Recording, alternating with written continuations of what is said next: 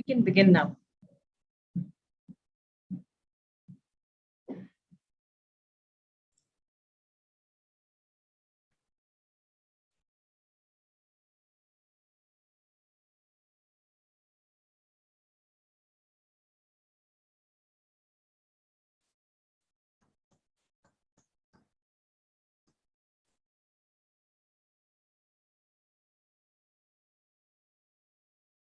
Tapan sir, you can start.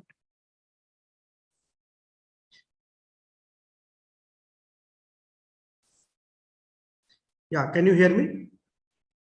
Sir. Yes, sir. Right. Thank you.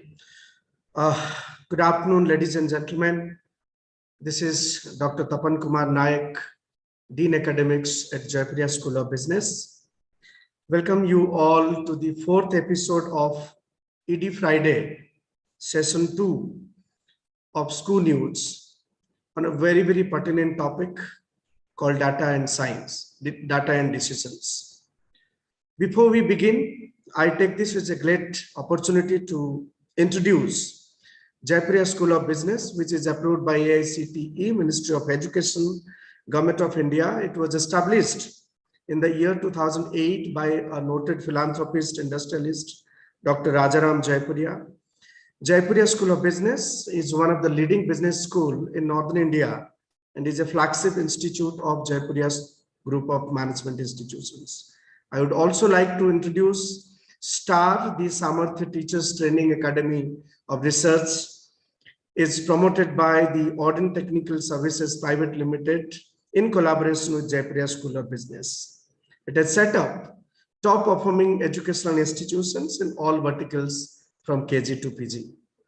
My dear friends, as you all know that the data has been considered as the new fuel to the economy, most of the strategic decisions in the market, organizations across the sectors are being made based on the data and its authenticity.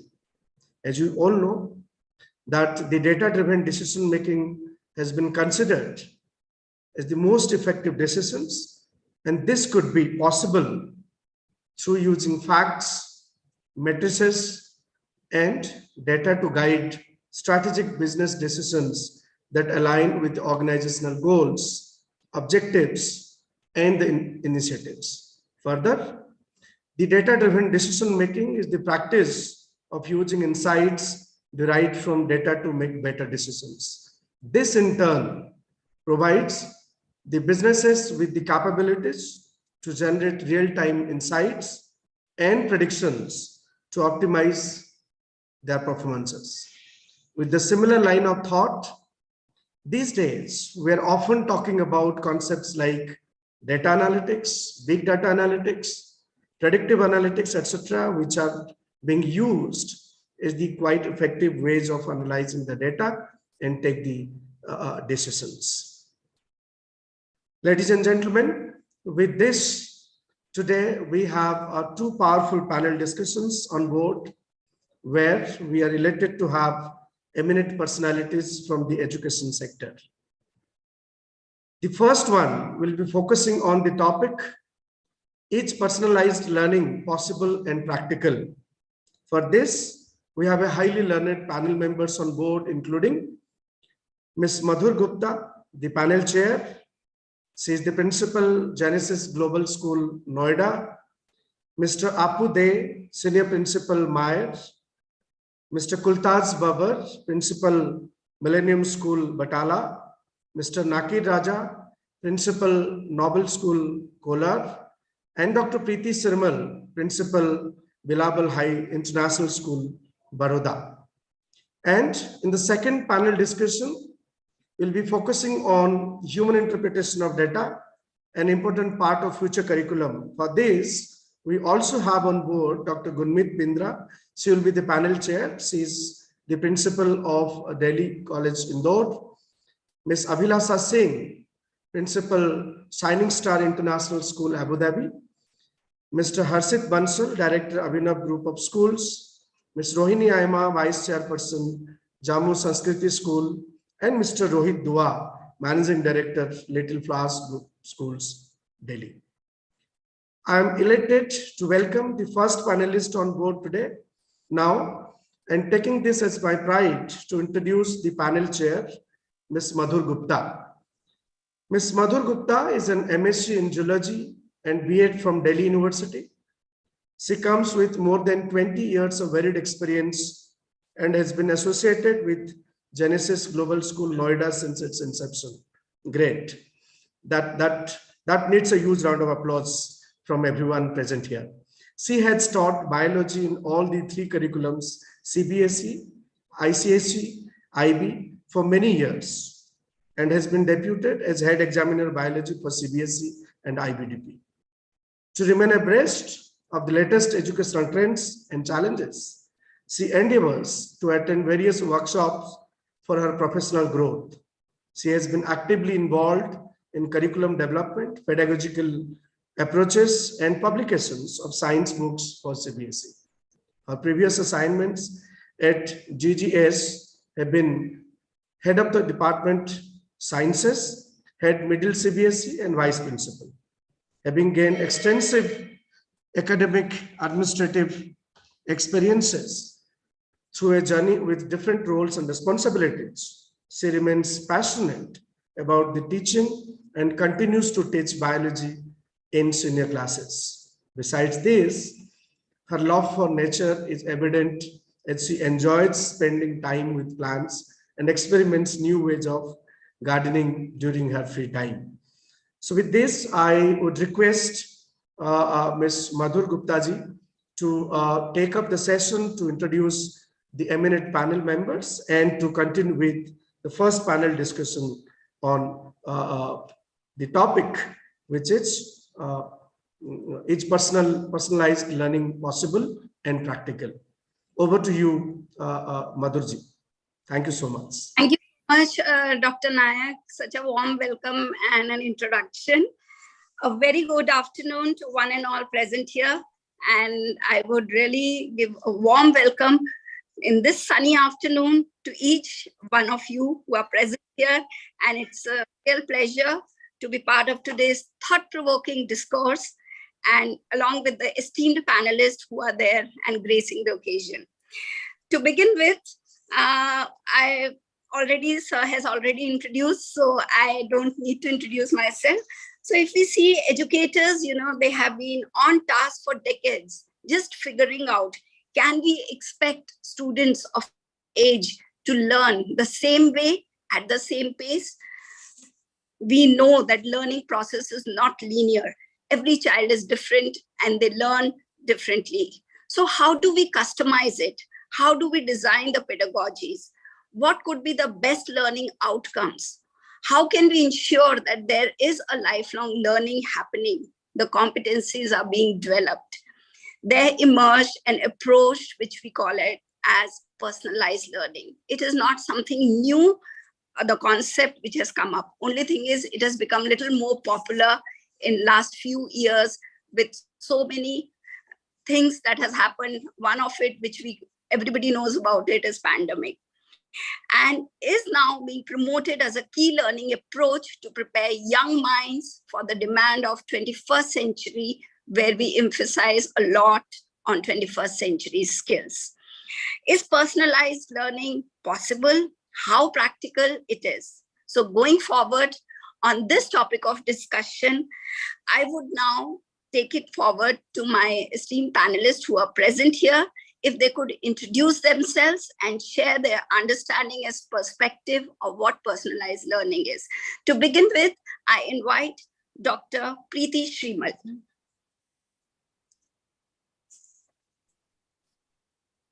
A very good afternoon to all the esteemed panelists. A very good afternoon to you, dear moderator, Madhur ma'am.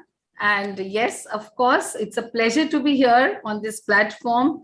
A very good afternoon, Dr. Nayak, and thank you so much for inviting me and giving me an opportunity to share my views and my insights on such an important topic, that's personalized learning. And as Madhur ma'am rightly said, this has gained a lot of importance because after 2 years of pandemic, we all have it's become very evident, and all of us know for a fact that the classroom now is a heterogeneous classroom, a classroom which has mixed students, students who have different levels of learning, students who have different levels of abilities, talents, and also different styles. So personalized learning is something which is the need of the hour. I wouldn't say it's something which should be done as an optional activity in the school or as an optional framework in the school. For us in Billabong, it is something which is practiced regularly and which is practiced to ensure that all the learning gaps are bridged, that the abilities, the skills of the children are honed, the weaknesses and the challenges are bridged. So for me, the quote which really gels with me and which resonates with me about personalized learning is something which I had just read yesterday. It says that personalized learning is not what is done to the learner or about tailoring the learning. It is about helping each learner to identify and develop the skills they need to support and enhance their own learning so that agency and self-advocacy can be realized. So true. And based on certain researches, based on certain findings, personalized learning rests on 4 pillars. The first pillar being that every student should have a learner profile that documents his or her strengths, weaknesses, preferences, and goals, because that's when you will know from where to begin, what needs to be done in order to provide that customized or the special learning or support program for every child. The second pillar is that each student should pursue an individualized learning path that encourages him or her to set and manage personal academic goals. We all know that there are different kinds of learners who learn at a different pace, who have different learning styles, and everybody has their own individualized future path, and they should definitely work upon that.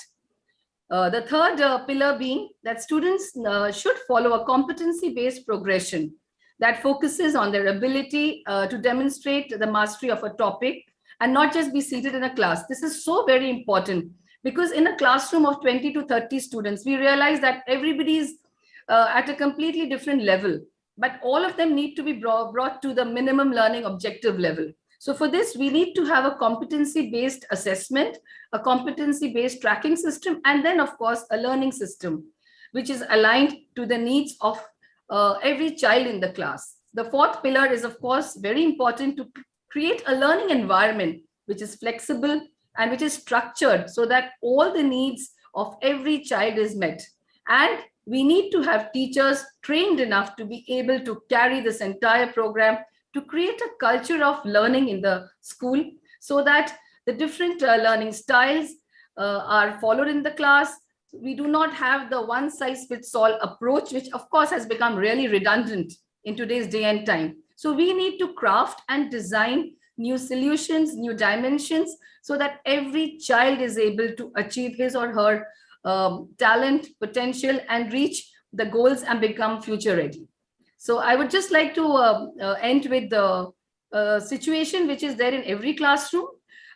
Dear panelists, when we look at a classroom and we take a bell curve standard of the classroom, we find that 90% of it is populated by developing students. The remaining 5% fall in either extremes, children with special needs on the one extreme and gifted and talented children on the other extreme. So I feel that it is the pursuit of every school, every educator to support all the children who fall in the entire panorama of this bell curve to ensure that their needs are addressed, they become more engaged, more creative, more innovative, and of course become critical problem solvers and are more collaborative to face the challenges and brace the problems of the future, which of course for them is still something which is unforeseen, but we as educators need to prepare them. So in this path, in this journey, in this roadmap of every student, personalized learning is of great importance. So I would definitely like to gun for personalized learning, and we've been following it in our school to ensure that every child is reached and no child is left out. I think you've covered, I think, so beautifully you have covered everything. Right. Thank you so much. And I really, that's my takeaway from what I heard from you is the 4 pillars which you have mentioned. If Mr. Nakir Raza, he could give his insight on that. What is personalized learning as per his understanding? Yes, happy afternoon to one and all. So I'm very delighted to share my experience as a personal learning. I'm Nakir Raza from Principal. One-liner, sorry to interrupt. If you could one-liner to introduce yourself and then you can just share. Yeah, sure, ma'am. I'm the principal of Noble School, Alipur. It's a school, CBSE school near Bangalore city, which is about 70 kilometers from the city. So it's mainly set up in a very rural area, and the personalized learning, which I'm part of this session. I'm very honored to share my insight and my experiences in this session. It's like our ma'am has covered many areas of personalized learning. To add on it, so there are 2 models of the personalized learning. So this personalized learning it has its own way and its own pace. So when we talk about the student centric, so there the personalized learning comes in. So we are moving towards the student centric. So then we need to adopt to this model of personalized learning. So the 2 models which are emerging are, one is the engineering model, where the focus will be more on the academics, and the experts will map out what a child needs to learn and how we need to personalize it to each one on their level, on their understanding, on their learning styles and the learning ways.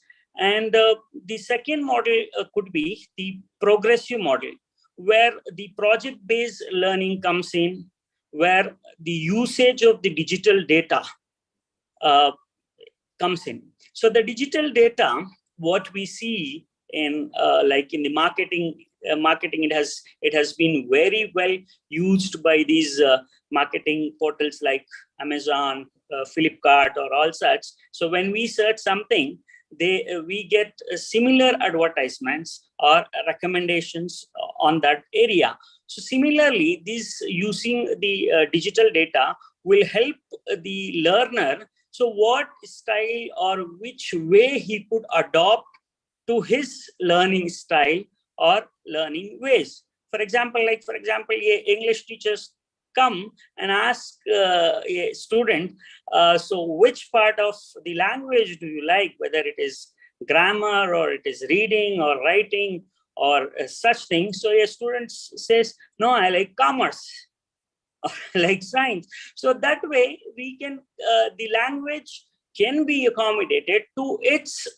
learners' ability and learner's pace. So if it is learner is, like for example, like in a classroom setup, like suppose if you go to into class 5, so there are learners, there are certain level of learner who are at the class 2 level or class 3 level or class 4 level, or it could be class 6 or class 7 level. So there are a lot of variation, differentiation in a classroom setup. So when we come to the personalized learning, so it can be catered to each one to their level and to their styles. Thank you so much, Mr. Raza. If Mr. Apu De, he could highlight his perspective on personalized learning.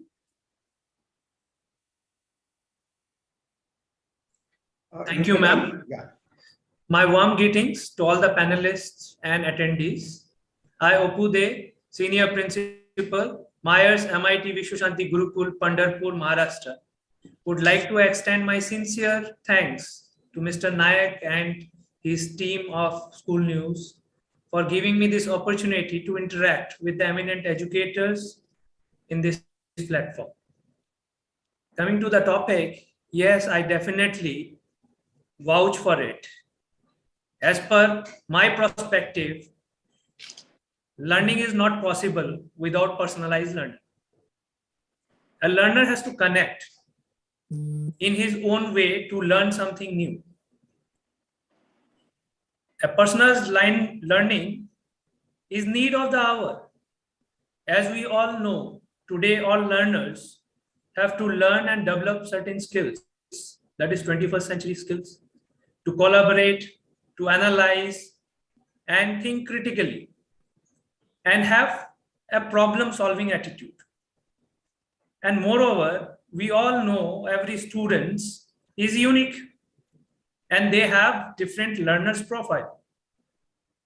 They all have different intelligences and they have their own way of learning and understanding things. So I think personalized learning is to adjust the pace of learning, to adjust the approach of learning, to connect with the learner's experience and interest. By this, learner will be an active participant in designing his own journey, in his own learning. The learner chooses different teaching methods, which is very cozy to him, and use different technology to create an environment where he can fulfill his needs, where he can fulfill his demand. In nutshell, I can say that personalized learning is an educational approach that aims to customize learning of each student as per their strength, skills, and interest. This is what I think personalized learning is. Thank you so much, Mr. Day. So I think we are all on the same page. Personalized learning does mean high quality teaching that is responsive to the different ways students achieve their best. For sure, that one needs to focus on certain key elements, and that will only help it to deepen and extend this personalization of education. Now, I would just request if Mr. Kultaj Babbar, he can give some overview on the key elements. Over to you, Mr. Babbar.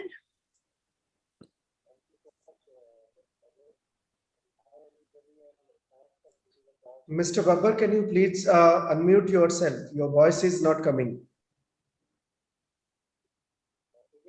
Sir, No. you are. Still, we are not able to hear you.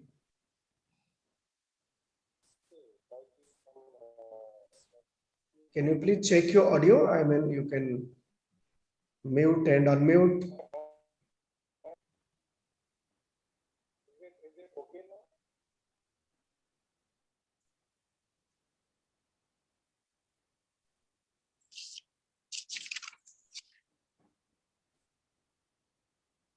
Sir, you are on mute, Mr. Babbar. Yeah. You have to unmute yourself. Yeah, fine. Yeah.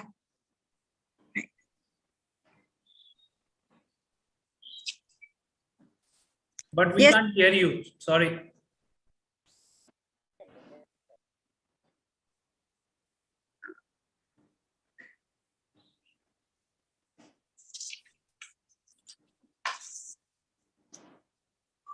Okay, we'll come back to you, Mr. Babbar.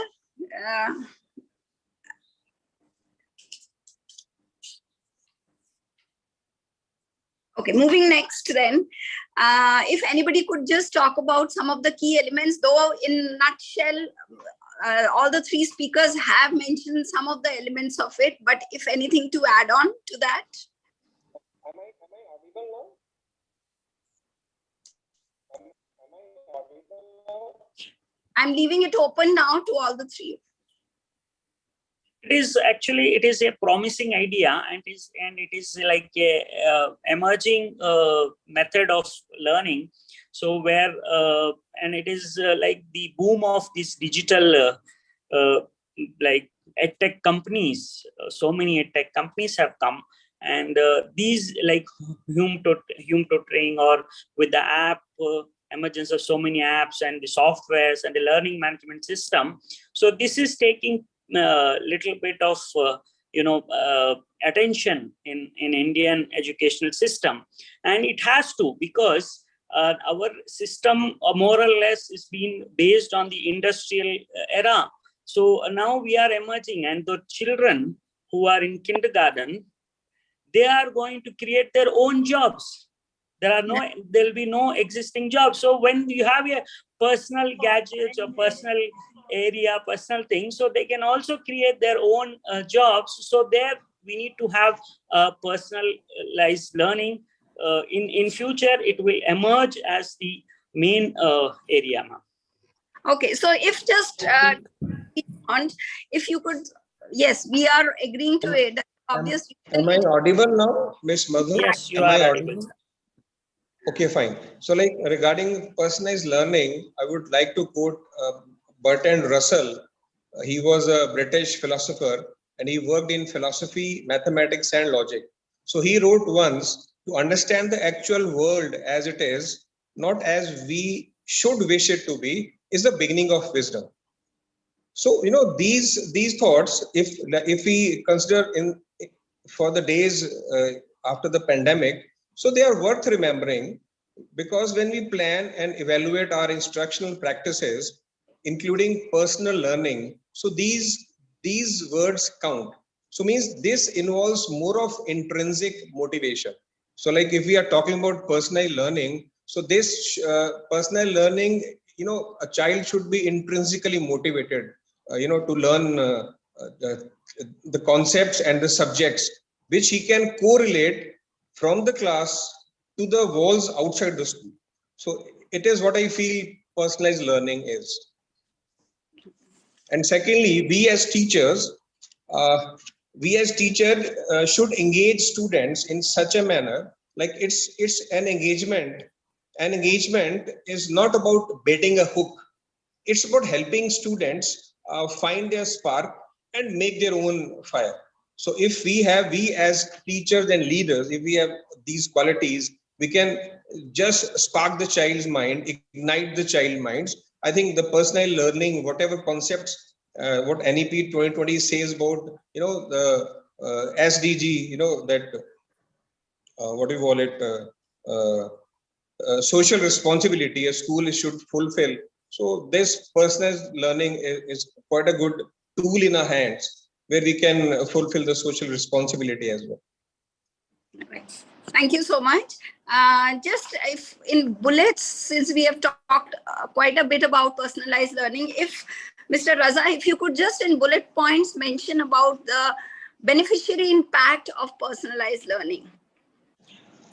Yes, ma'am. There are a lot of benefits to it. And there are challenges which we need to come out. So when another panelist for the yes, chat. right. So actually this helps, the personalized learning helps the students to move on their own pace, and it takes them to take initiatives. It motivates them, it builds their confidence, and they learn the tech skills, which is very much important in this, and they can be a major part and parcel of the new economy or the future job market. And they can and this personalized learning on coming to the pedagogy and all, it can eradicate these learning difficulties or the special education, the special educational needs, and like we can bring the students into a higher engagement in the teaching and learning process. We can bring the students engagement more through the personalized learning, and the students, as the data suggests, the students spend more time when it is being personalized, the whatever thing, and they can explore their own interest, their own talents, and the whole learning will become more effective and child-centric.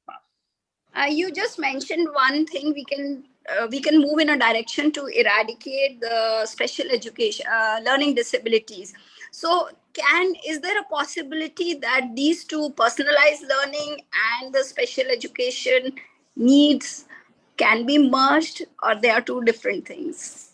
No, we cannot merge, because when the normal child itself is different from each other, when we see that learning disabilities and the learning difficulties or the other special educational needs, so we have to tackle in a different mode and different way, but according to that person's space and person's ability and the person style. So for example, like a person is more of auditory skills, if he learns, so we can give him more of visual and auditory work to him. If a child is more of kinesthetic, he wants to do it and he is moving, so we can plan a lesson plan in such a way that that child does that work. So that's how a differentiated learning can be brought into the classroom itself with the personalized learning. Thank you so much. So I think personalized learning one strives for, but it is not so easy to happen. And I think I can see in one of the question, one of the participant also has posed this question. It's a query. So just taking it forward. So there will be challenges, limitations, and obviously it will vary with different age levels. So if Dr. Shribal, if you could just talk about some of those, the challenges and limitations, because what talking is something else, but implementing is something else. We are all bound with the current education system. We have the set exam pattern, we are bound to finish the curriculum, we have the syllabus, we have the classroom, other responsibilities. So if you could just talk about those limitations. Absolutely, rightly said, Madhur ma'am. It is one thing to talk about it and another to walk the talk. So for me, the most important thing is we need to understand what is personalized learning. So there needs to be a lot of clarity around this term. Sometimes there's a lot of ambiguity as to what exactly it is. The second is, for whom are we actually planning this entire personalized learning experience? Of course, for the students, as all my panelists have mentioned, that it is student-centric. So for that, we need to know the students very well. We need to be updated with their records, with their needs, with their strengths, and with their progress. Because learning is dynamic. All of us are aware of that. So how fast has the child progressed? Where does he need support? Where do we need to adapt our methods and technologies and our strategies so that we are able to cater to student needs? These are challenges because every teacher has to know her student. This is a mandate. Then only can she or he plan, customize, or align the support or align the processes to suit the learning needs. Another challenge is, of course, the kind of activities have to match the specific learner needs. This is not easy because we need to also be updated with what are the activities which are best suited to the kind of learners I have. We need to be completely abreast with the best approaches. We have to blend inclusion along with the schooling system. We have to align our practices, all keeping in mind that there is a vision of creating future-ready learners. This involves, Madhur ma'am, a lot of meticulous planning. For this, of course, the center stage has to be taken by the teachers. They have to be trained. There has to be customized training given to them so that they can actually create the kind of an environment. They can support the students. They can track the competencies of the student, and they can analyze the data and then plan ahead so that from point A to point B, there is movement happening. Then from point B to point C, how do I ensure the growth of my student? So as everybody has mentioned, we will need digital software. We will have to have education, leverage the digital tools which are there available to ensure that there is a major shift in the way we are approaching the entire learning process. Another very major challenge is the assessment pattern. Like you rightly said, we have a rigid assessment pattern. Now, to move to a more flexible, to a more personalized approach is not going to be easy. And personalized learning, actually, the entire process wants the students to be able to assess themselves also. And this is something which needs a complete paradigm shift, because when I'm shifting the responsibility from the teacher to the learner, it's not an easy task. Because there's a mandated curriculum, there are mandated learning objectives which need to be met. So all this takes a lot of toll, a lot of planning, a lot of meticulous training and in-depth analysis of the entire schooling system, of the way the learning process has been panned out in the school, and training the teachers. So this entire design process has to move from a teacher-centric to a student-centric system. We will have to redefine, revisit the entire process, especially the assessment. Now with the NEPs coming in, probably there'll be more scope for the schools to indulge in the personalized learning in its complete spirit. It's difficult, Madhur ma'am, when we say that let the entire learning go into the hands of students, because then we are moving, the teacher moves from center stage to a student-driven learning. So teacher now has to wear various hats. She has to design, curate her instructions to be able to reach up to every child. Over here, teacher has to move from a sage on the stage to becoming a kind of a mentor for every child. So no longer the sage giving lectures on the pulpit, but now she has to take on a very, very different role. And the most critical challenge is time, because we know to implement this, it's time consuming. We have our lesson plans, we have our curriculum, which needs to be completed within a given framework. So how do I manage to align everything? Of course, we need to always remember that it's a marathon. It's definitely not a sprint. So we will the entire educational system will have to rebrand itself, move to becoming just a facilitator, to ensure that the children know exactly what their strengths are, to ignite that spark, as rightly spoken by one of my panelists, so that the children can also follow the path of self-growth, of self-learning, and that makes it very easy then for, of course, with a lot of challenges, for the teachers to plan out and to play a more active role along with the learners. Another challenge is, in a classroom, there are diverse needs. How do I stay true to the curriculum? I have to complete the curriculum, but how do I do it with so many multiple, learning styles, with so many multiple learners, each with their own different abilities and each with their own different talents, skills, strengths, weaknesses. So balancing act, we have to balance the pace of the lessons. We have to ensure that we are neither too quick nor are we too slow. So definitely it's a huge challenge, but as we say, it's a very, very, very rocky path, which is strewn with a lot of challenges, with a lot of roadblocks, but there are miles to go, and I'm sure we will achieve it. So, I think I add on to what you have said. Is very important to unlearn, because unless you don't have a mindset, it will become very difficult, to adapt new ways or new pedagogies. And secondly, I think you have covered beautifully.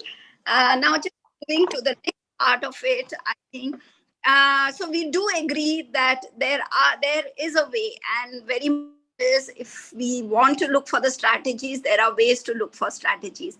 If Mr. Apu Dey, if you could highlight some of the strategies which can be we can implement, or which we can try out to overcome the challenges which are presently there in the country. Over to Thank you, Madhur ma'am. Already Dr. Preeti has explained a few of the drawbacks as well as their strategies, how to overcome that one. On highlighting all those things, point by point, she told that it is difficult to understand the learners. Yes, rightly said by Preeti ma'am. First and foremost thing is to know your learner first, know your customer first.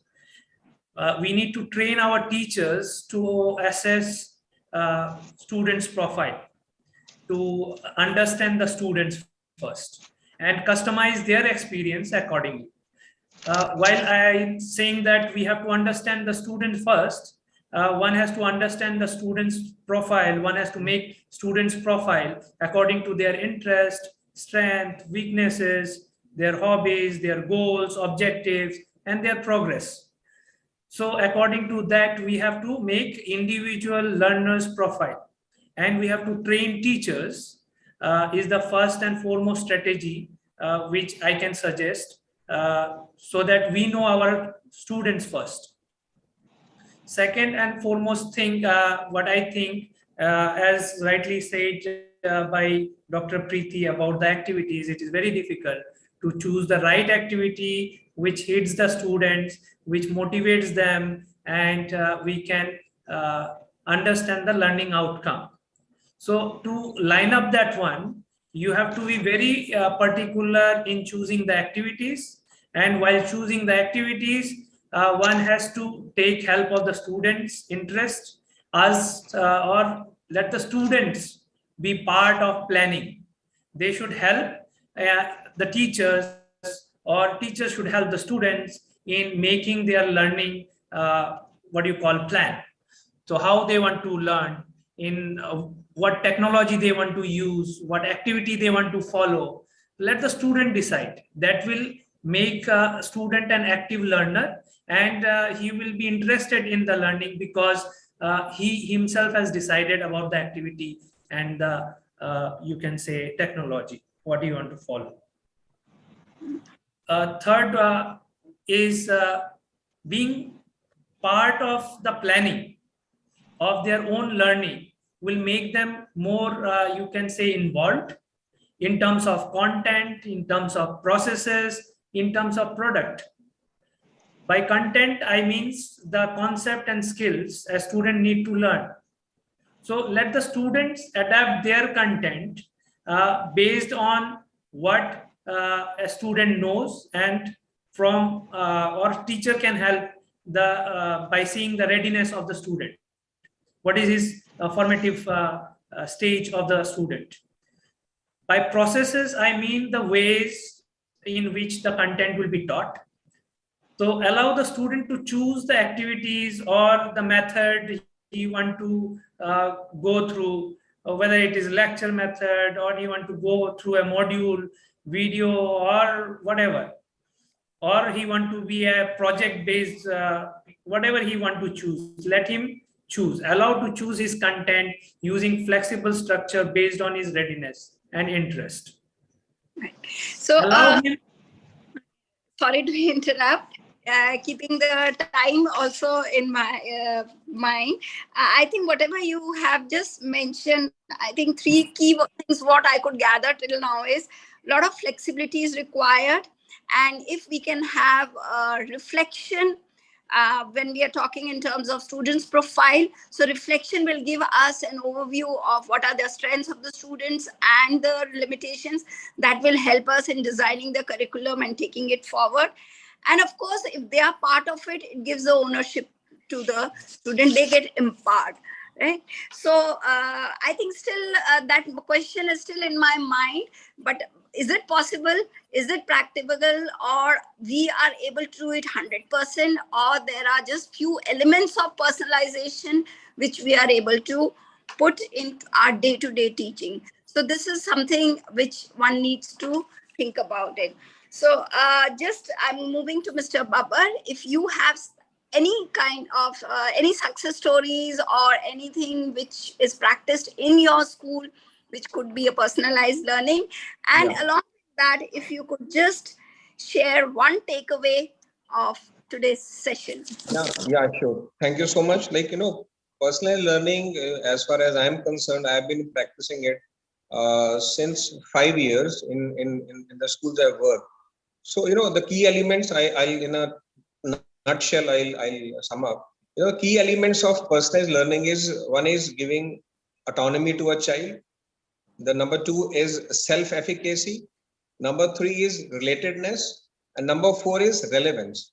So autonomy is if I remember my years when I was handling grade 6 and 7 long back in 1998, since then I've been doing this. I'm asking the students that, what exactly you wish to do? Because what I feel, from grade 1 to grade 8, we are free to do anything, because CBSE is an evaluating body and exams start from class 9 onwards. So till class 8, the school leaders, the facilitators, at the word used by you, we are free to do any kind of experiment in the class where it should be child-centered.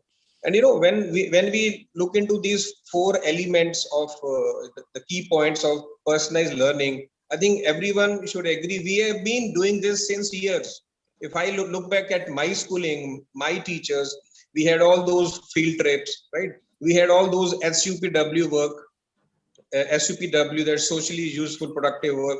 We had all sort of knitting. We had all sort of, playing together, group activities. So it's not a new thing. What NEP is introduced now in 2020, it's just a refresher course of what we have been studying all these years. Right? So as far as I am concerned, so if we keep into mind these 4 bullets, 4 key elements of personalized learning, we can do wonders in the school. And till class 8, we can set a stage where, for the years to come, the child can, make the world dance on their tunes. Anything can happen. And secondly, when we talk about this relatedness, so if I feel, I've been calling myself as a mother with a mush, because I again repeat, I call myself mother with a mush, the mooch wali maa, because the children, they come and talk to me, because in the morning when I come to school, not as I'm a school leader, when I look back, when I back of the mind, I am a teacher always. So I used to talk to my children. I was a class in charge. So 15 minutes or 5 minutes in the morning, I used to spend time. Come child, let's talk. So what happened at your home? So, we have to have that kind of bonding with the student. So once this bonding is established, then wonders can happen in education. Only thing, the teacher should be a teacher by choice, not by chance. If a teacher is by choice, he is doing justice to his work. And second, the takeaway, what you said, like what I feel, I have just written it here. Yeah, if we can have in, we are running short of time, I would like to take away from one liner. Yeah. So there are no magic bullets in education. There are no magic bullets in education. But if we keep these 4 key elements in mind, that is autonomy, competence or self-efficacy, relatedness, relevance, and you will be surprised that personalized learning magic will actually happen in our real world classrooms. And whatever the child learns in the 4 walls of the classroom, he can take beyond the 4 walls of the school building and fulfill his social responsibility. Thank you so much. That's what I would like to say on personalized learning. I'm just clubbing the question which has been asked by one of the participants also. In such a large classroom when we have a strength of maybe 45 to 50 students. So do you agree to it that personalized learning is possible and practical? If so, if you could just say something about it and your one takeaway from today's session.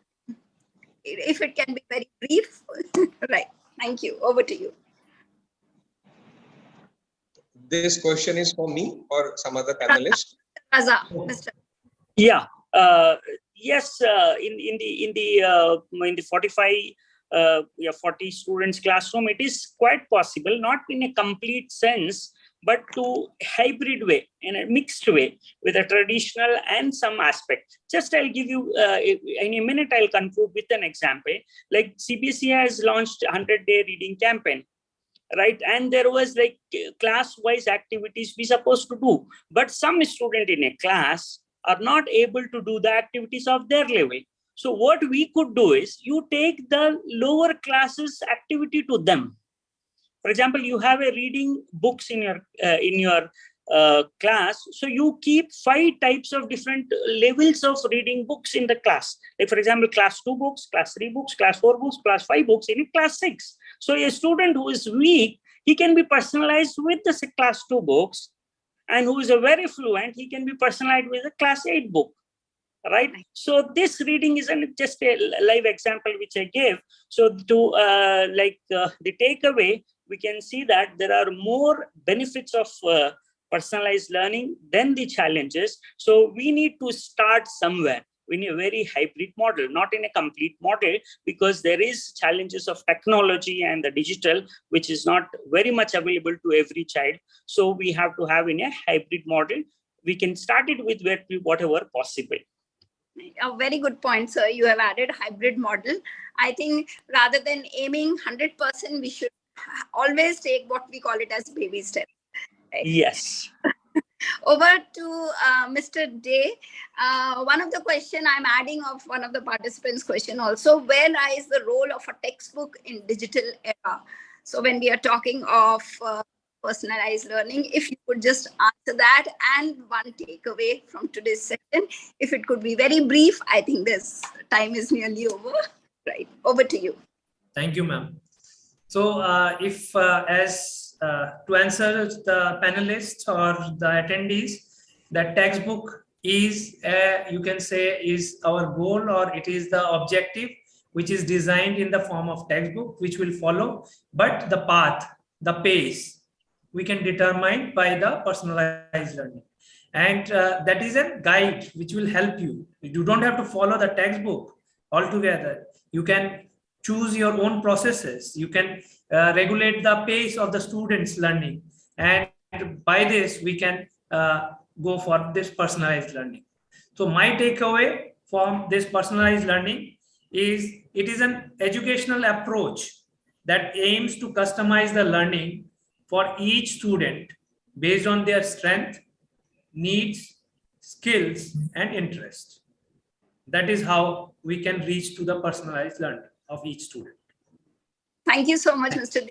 Very nicely, you culminated the whole session in one line. Dr. Shrimal, you have just 30 seconds to give one closing remark, nothing more. Right. So I think I would like to just close and conclude that personalized learning is the need of the hour. All of us have to gear up, and we have to prepare the teachers, we have to pace out the curriculum, and we have to ignite the spark in the children to be able to actually understand where their flaws are, and then to be able to move ahead for us to bridge the gaps, and for the teachers, of course, to become facilitators and not just to deliver the curriculum in the class. So that's very important. And something which we do, just in one line, I'll finish in half a second, is we ask all our students to conduct a SWOT analysis of all the students. So that really helps a lot. I mean, I may be able to judge a child, but then we need to also find out where does the child's abilities lie? What are his challenges? What does he think and feel about himself or herself? So I am and I want to be. So definitely, once we know exactly what the child wants to be and what he thinks his or her challenges are, the path becomes easier for us. It was a fantastic session. Thank you so much, Scoonews, and thank you, Madhur ma'am, and all the panelists. It was wonderful interacting with you. Thank you. Thank you. And thanking Scoonews for giving this platform to express our thoughts and share our experiences. And with this, I would like to end today's session, and my closing remark, I would like to add one more, what my takeaway has been. So if I say to adequately support each student on their learning journey, element of personalization is vital. I think each one of you agree to this, and it is only possible if planning is there and implementation has to be very well thought of. Then Yes. only be implemented. Nurturing in the right manner is needed. Thank you so much. And Thank you so much. Thank you, Scoonews, for the opportunity. Thank you, panelists, for your Thank you so you. much. Thank you, all of you. Thank you, Ms. Madhurji, all the esteemed panelists. I was, in fact, listening all of you. And I do not know about the personalized learning for students and trainers, but yes, it was a quite personalized learning for me today. I learned a lot from all you, sometimes we say that when you listen from the leader's mouth about a particular topic, so that gets injected so quite deep into inside. educators for educators, sir. Yes, you are absolutely right. So my greetings, my sincere gratitude to all of you. I mean, you have put forward all the pertinent points on the personalized learnings. So Madhurji, I'll come back to you at the end. I request you will be here till the end of the session. I have some rapid fire questions for you too during the end. So, but with this, we end our first session on the very, very pertinent topic on personalized learning. I thank all the panelists, Kultaji, Apudeji, Preeti Madam, Madhur Madam, and Kultaji, all of you. Thank you so much. Thank you, sir. And with this, Thank you, now sir. I take this as my sheer pleasure to welcome the second panelist on board. We have taking this as a pride to introduce the panel chair, Ms. Gunmit Bindra. Dr. Bindra is an accomplished educationist with over 35 years of experience in teaching and school administration. She has held many coveted positions, including member of the CBSE governing body, CBSE Curriculum Committee, CBSE Affiliation Committee, and member of the Board of Trustees and Vice President, Asia Pacific region of the International Boys School Coalition. She is also the British Council School Ambassador in India. Dr. Gunmit Bindra is an alumnus of Delhi School of Economics and Calcutta University. She was Director Principal, Delhi Public School, Rajpura, prior to joining Delhi College, Indore. She also served as the first female principal of Wellham's Boys School, Dehradun. She started her career as a senior commerce teacher at Shillong House, Kanpur from 1987 to 92. The numerous awards conferred upon Dr. Bindra includes the CBSE National Award in 2014, presented by the President of India. And I think this needs an applaud from all of us. Congratulations. The Bharat Vidya Vibhushan Puraskar presented by the Chief Minister of Uttarakhand, the Pride of Doon Award. Oh my God, so many. The Rajiv Gandhi Education Excellence Award, the Uttarakhand Ratan Award, and the National Award for Instructional Leadership in the Principals category of the awards at the NDT EduComp Education Awards 2016. So many things. So with this, I welcome Dr. Gunmit Bindra on board and also the panel members of the second panel session. And the topic is, the human interpretation of data, the future of the curriculum. So very, very pertinent topic. I welcome you all on board, and I am sure with the completion of this particular session, our attendees, including the educators and the students, will be going wiser into it. So over to you, Gunmitji, to introduce all the panelists and take over the session. Thank you so much, sir, for a very generous introduction. You make me feel very good about myself. I think if I go for a blood test, my hemoglobin would have risen by now. Thank you so much. I'm indeed blessed, honored, and privileged to be here, to be moderating this session. The first one was very, very enlightening and a topic which is very close to my heart. I am here in the capacity of a moderator, hosting three very eminent personalities. I have with us this afternoon, in alphabetical order, Ma'am Abhilasha Singh, Principal, Shining Star International. I have Mr. Harshit Bansal, Director, Abhinav Group of Schools. And we have Ma'am Rohini Aima, Vice Chairperson of the Jammu Sanskriti School. Mr. Rohit Dua, Managing Director, Little Flowers Group of Schools, has expressed his regret to join on time.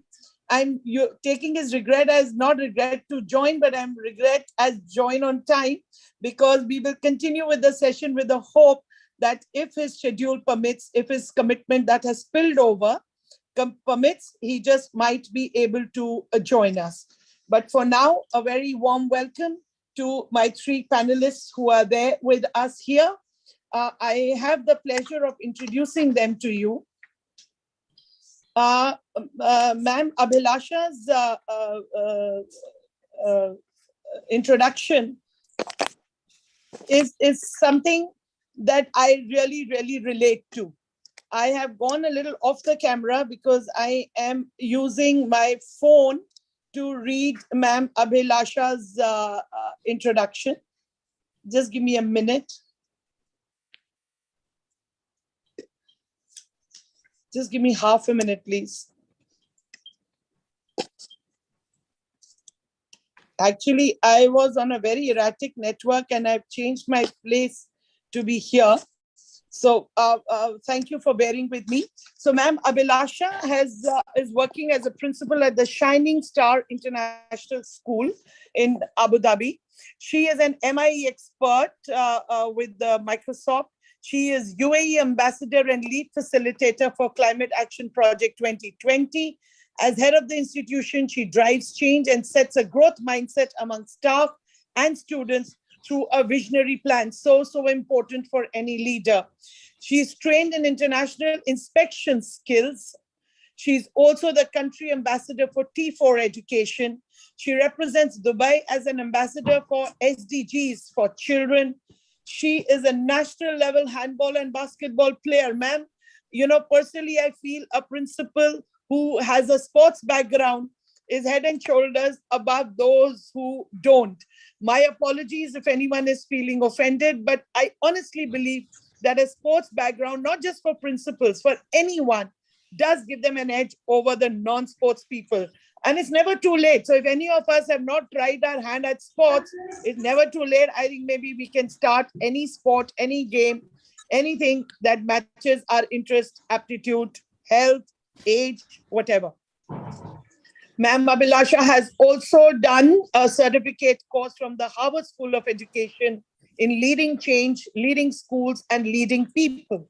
She was awarded the Most Inspiring Leader 2020 by Peace Square International and has won the Innovative Leader 21 from Ek Updesh, Delhi, supported by Niti Aayog and Ministry of Ayush.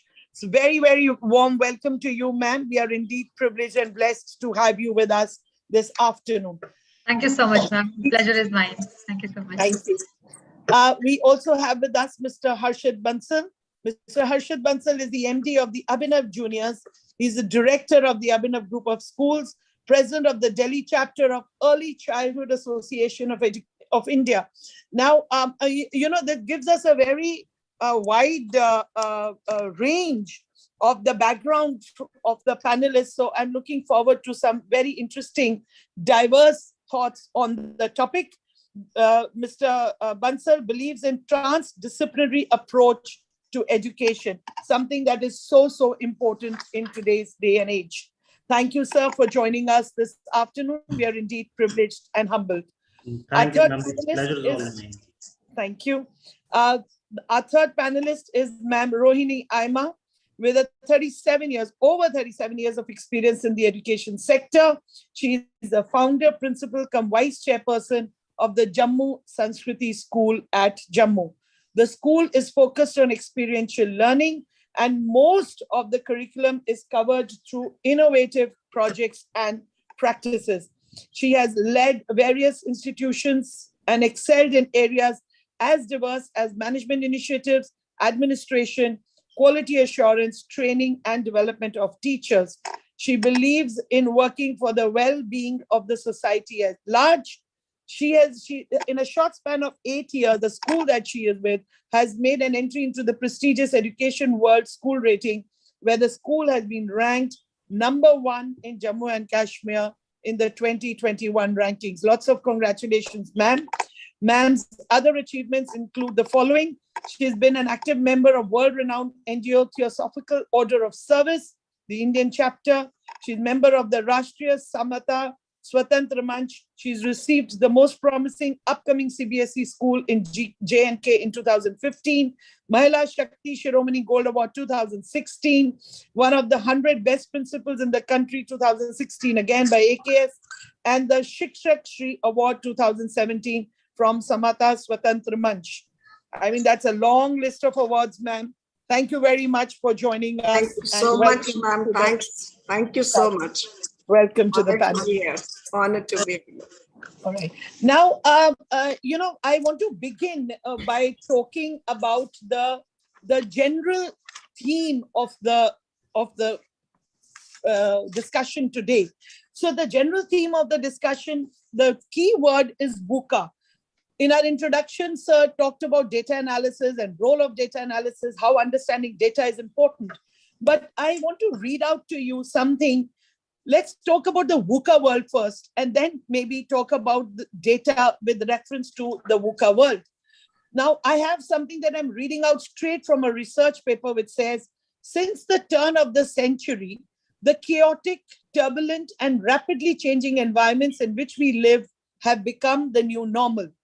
And I'm not talking about this quote from 2019 or 20.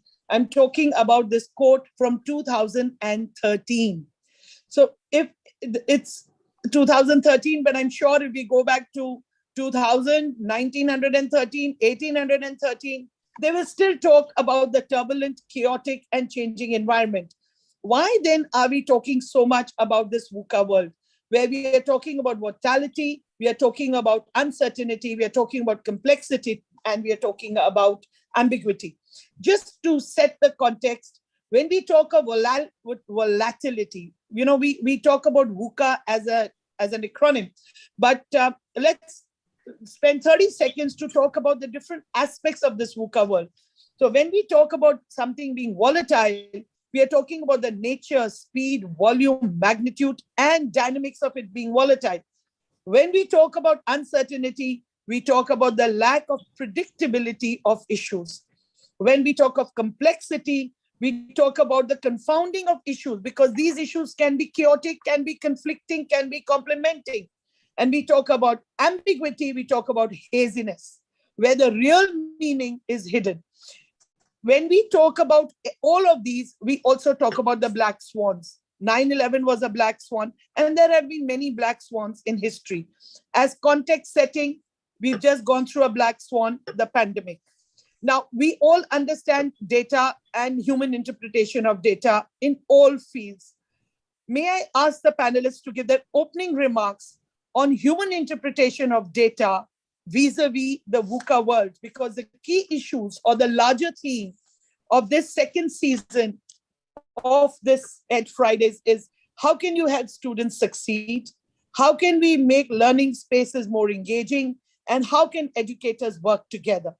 With this VUCA world and these three key issues as a background, may I invite the panelists, and it would be nice if we can maybe go in alphabetical order once again, just to begin with, to give your comments on human interpretation of data. So your comments on the topic as your opening remarks. Abhilasha, ma'am, please.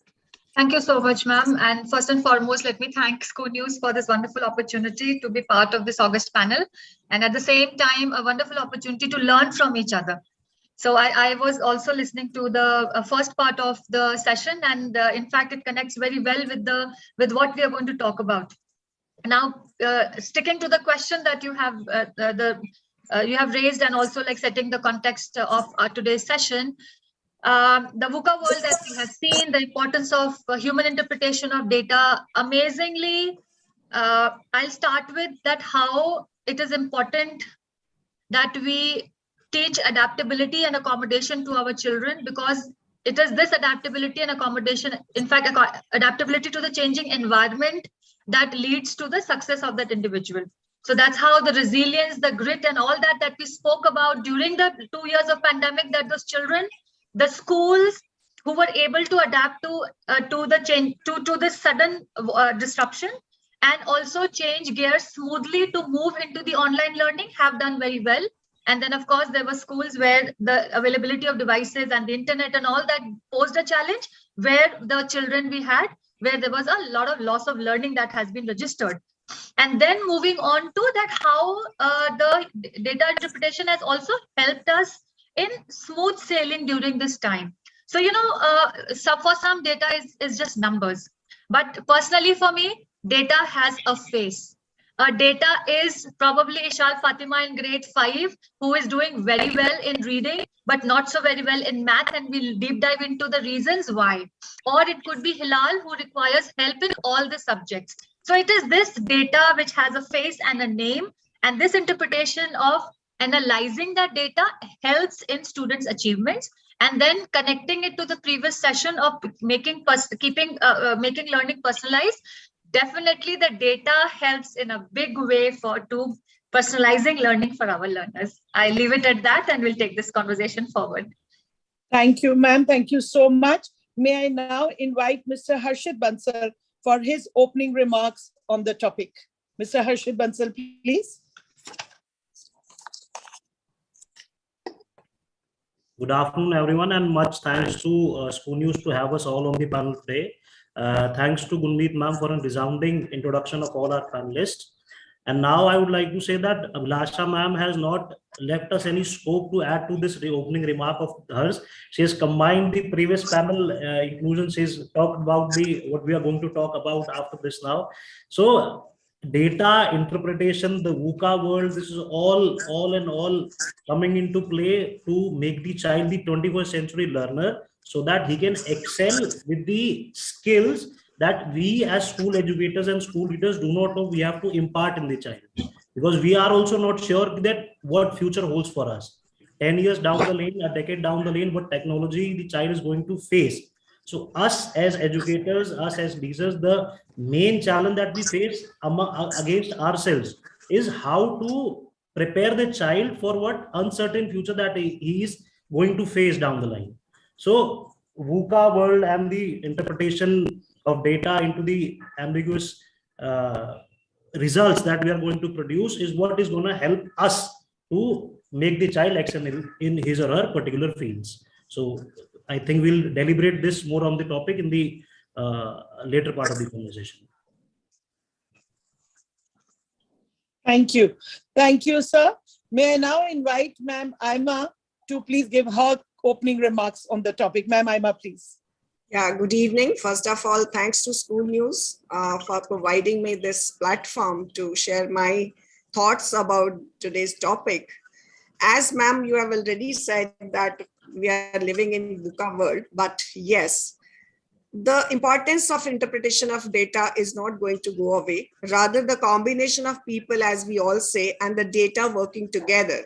And this is what we experienced during these 2 years of lockdown, that combination of people and data working together brings the most accurate results that align with our strategies and improved decision making. I feel the collection and use of data on inputs, outputs, and outcomes of learning has supported the cycle of continuous improvement for all of us in the school system. So I feel that the learning process to improve results for students or educators or system, we need to align the people and the data that we have in today's digitization world. So I feel this is what I feel the data interpretation has played and is going to play an important role for the professional development of all of us as human beings. Thank you, ma'am. Thank you so very much. Now, when we talk of data, especially with regard to education, we all know that data is of various types. You have student data, you have teacher, educator data, you have systems data, so many different types of data. My question to you, Abhilasha ma'am, is how can data help as evidence? How can data help in evidence-based learning? And let me link it, since you are the one speaker who linked a lot of your opening remark with the previous session. How does data help in evidence-based learning and personalizing learning is my question to you. Okay, ma'am. Thank you so much for the question.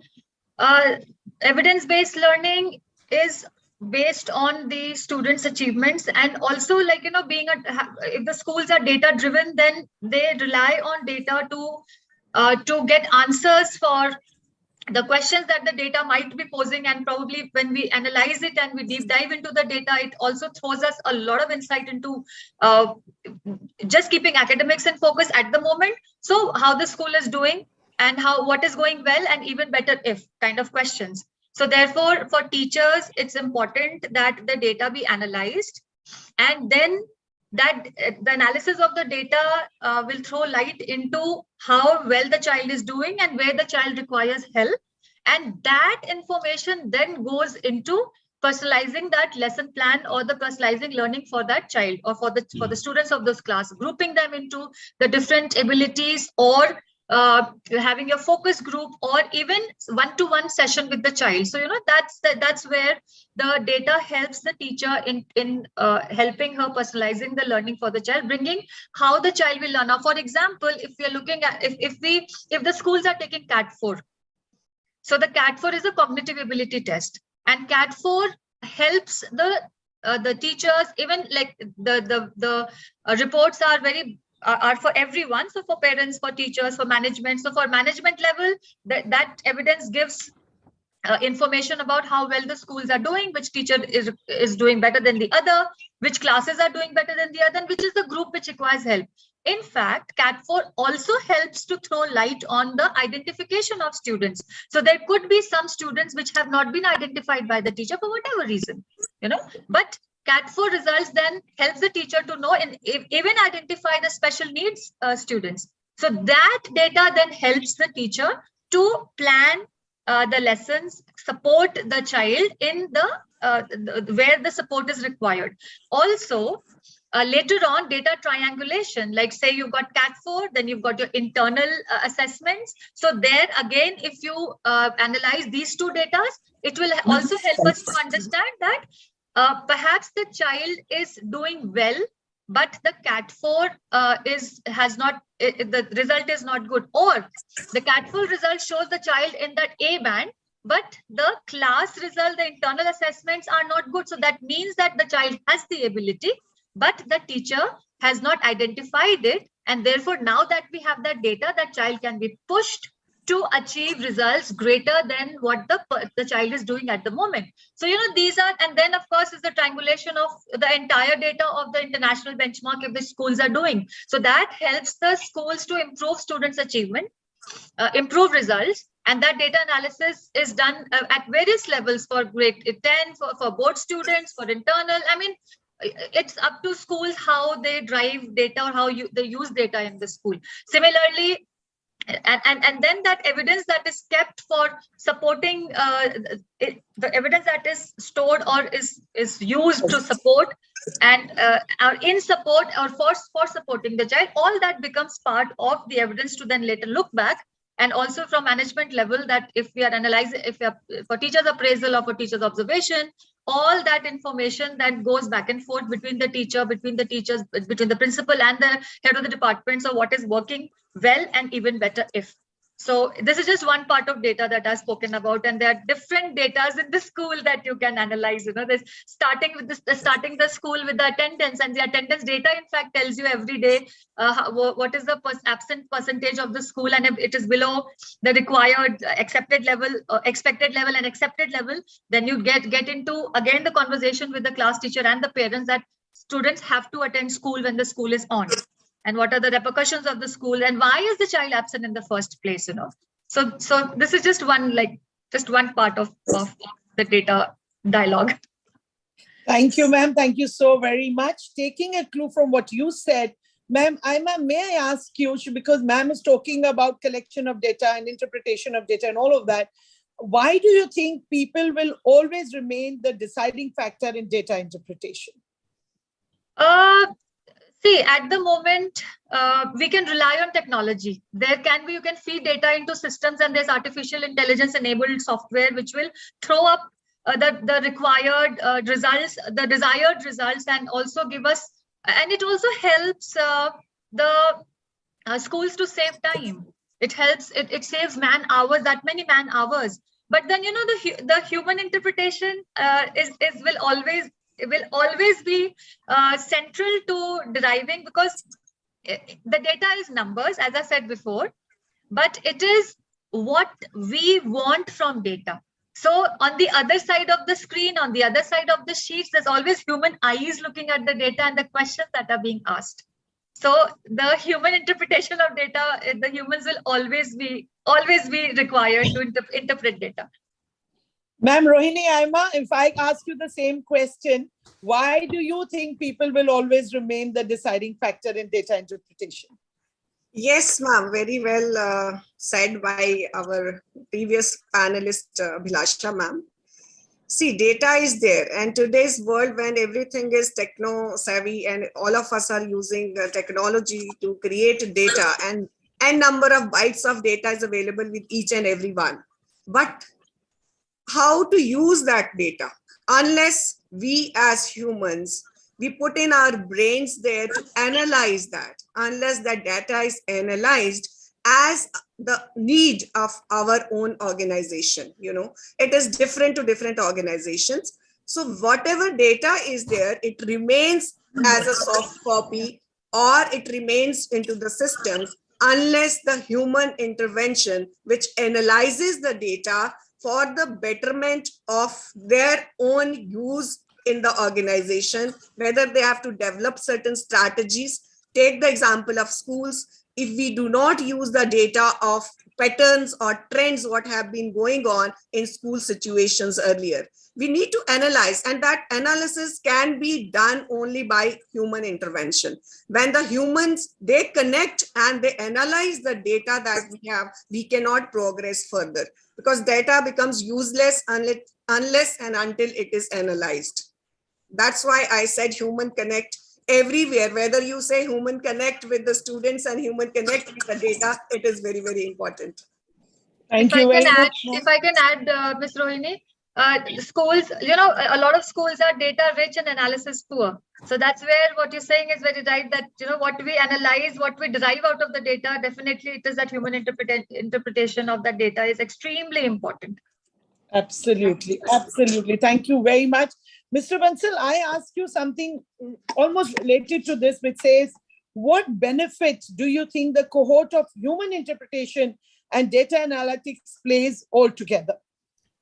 See, according to me, the cohort of human interpretation of data along with the data analytics plays the best role. If you're talking from a school's point of view and a student's point of view, it plays the best role wherein the child has to decide its own career, its own interests, and where he wants to work further.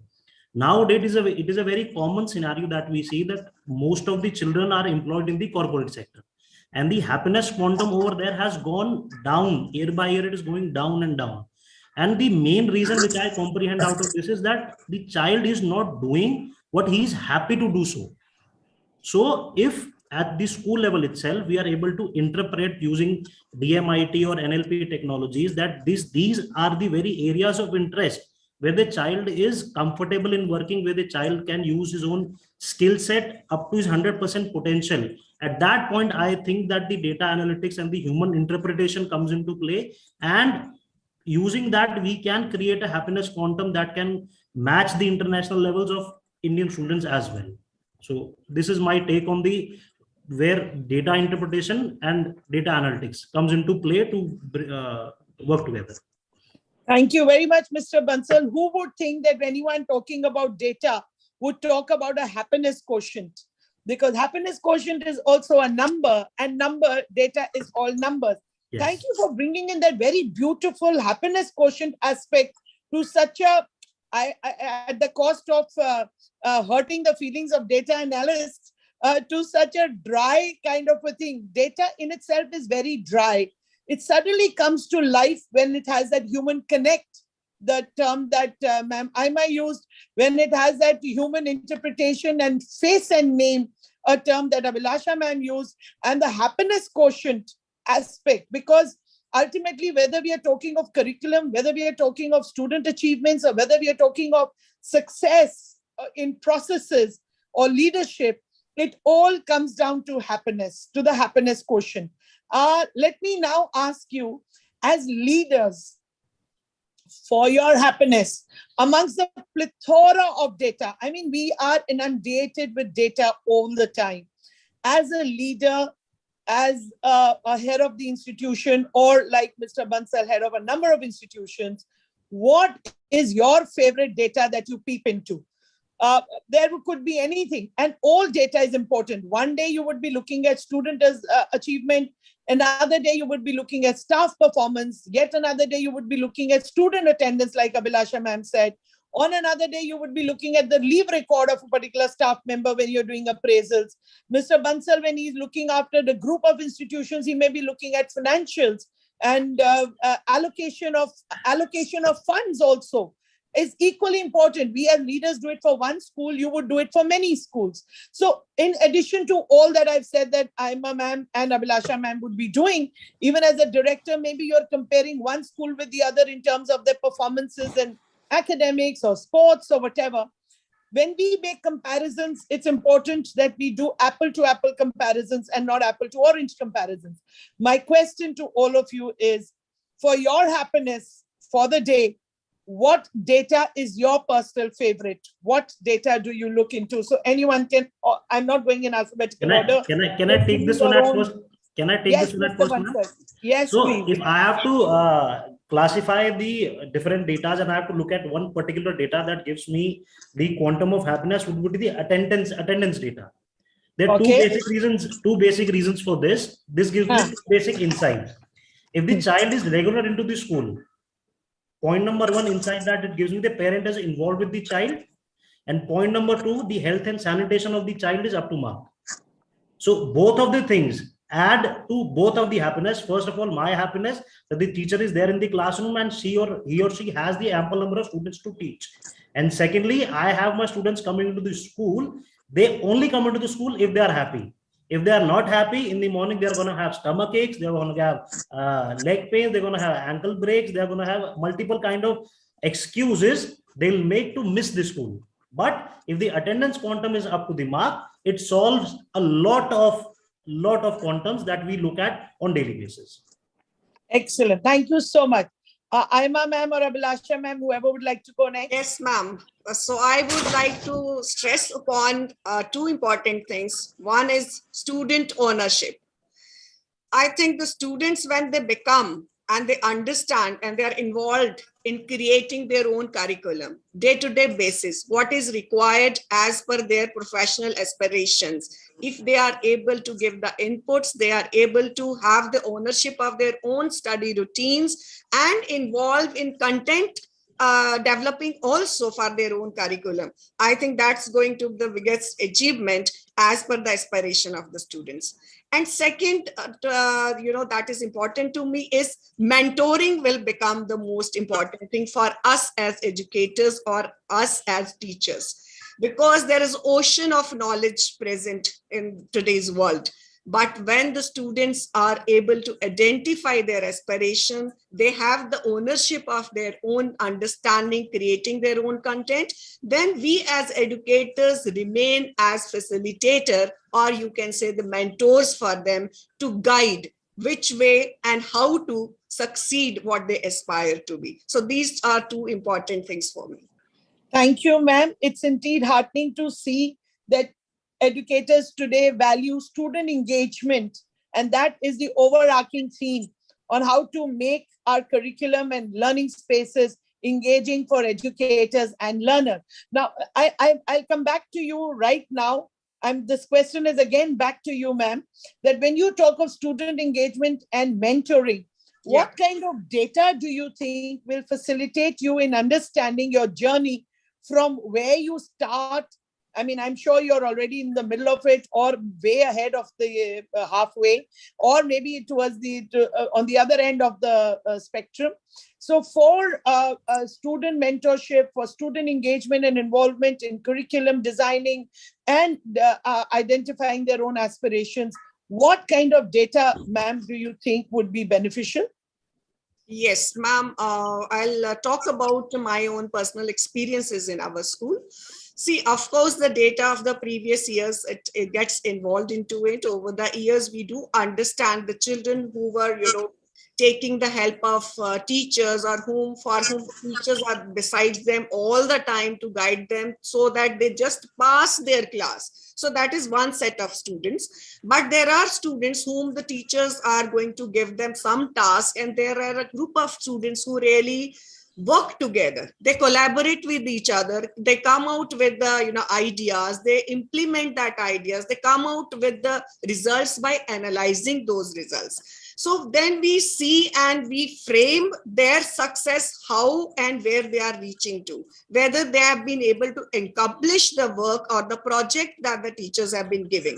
So these two different situations, when we analyze and we see, the more percentage of children have been happy in developing, in being in collaboration with each other, like peer educators program we do have in the school, and peer educators, when these children are talking to the children on emotional or mental well-being of themselves, and then they interpret that why certain children are not doing well and why some of them are doing very well. Because there are certain reasons. Maybe some children are not emotionally very strong. Some people have certain problems at home also. So when we collaborate, especially the students, peer educator, when they collaborate, they talk to them, students are more open to them rather than to the teachers, I feel. So that is again one data we compile. And then we prepare peer tutors as well. See, if a teacher's task is not done by certain set of students, but peer tutors, their, fellow class fellows are a class ahead of them. If they take on some topics with them, these children, they take up it very seriously, very happily, and they really work constructively to achieve that project or whatever work has been assigned to them. So that data, seeing all these together, I feel that's why I feel that students' ownership, I feel, rated higher than whereas it is always teacher-led classroom situations. So there I really have the data and I have seen the success where students take their ownership. So that is why I can speak confidently, and I feel that each one of us need to give that time to the students, give them and motivate them, mentor them to lead such kind of curriculum, content, and their own learning styles. Thank you very much, ma'am. Abhilasha, ma'am, what as a leader is your favorite data that you dig into? So, ma'am, I begin my day with looking at the data of the buses reaching on time, because we had in the first week that we started school, the transportation was a very big mess. I mean, it is because of the 2 years of pandemic and the buses, arranging the buses and all that. I'm sure a lot of schools have gone through that. And the first 1 week just went in settling the data. So I'm ensured that I look at the register the first thing in the morning and see if the buses have reached school on time or not.